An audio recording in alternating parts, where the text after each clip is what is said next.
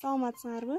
Бүгүнкү өтө турган темабыз билесиңби, сен албетте билесиң. Сабагыбыздын максаты тапкычтыгыңар, ой чабытыңар өсөт, сөз байлыгыңар көбөйөт, бири-бириңерди сыйлап, угууга тарбияланасыңар. Анда эмесе сабагыбызды баштайлык.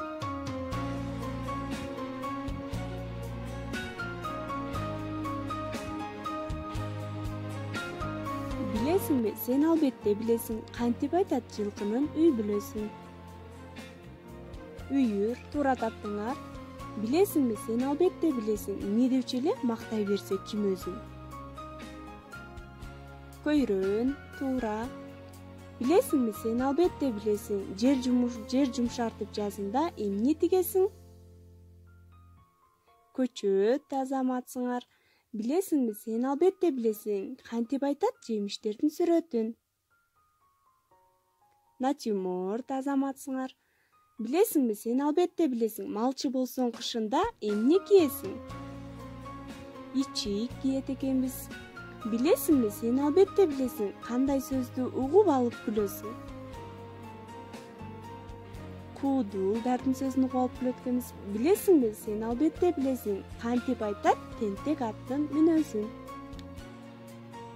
Чалпоо деп атайт экенбиз. Билесиңби, сен албетте билесиң. Танка ичине эмнени ачып киресиң?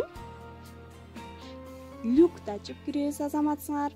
Билесиңби, сен албетте билесиң. Кантип айтат япондордун күрөшүн? Дзюдо деп атайт экенбиз, азаматсыңар. Билесиңби, сен албетте билесиң. Чөптү сен кандай курал менен үйөсүң? Айры менен үйөт экенбиз. Билесиңби, сен албетте билесиң. Айлананы эмне менен чиесиң? Циркуль, азаматсыңар, туура таптыңар.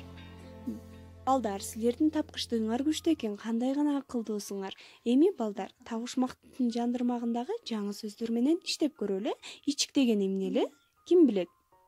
Ичик деген койдун, эчкинин терисинен алынган жылуу тон.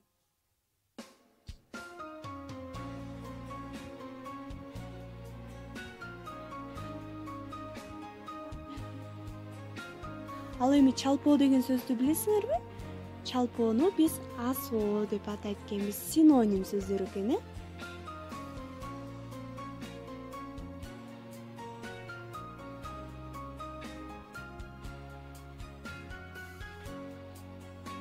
Ал эми айры деген сөз паншах деген сөздү билдирет экен.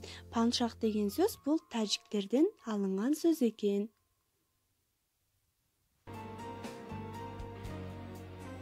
Балдар, ушуну менен сабагыбызды жыйынтыктайбыз.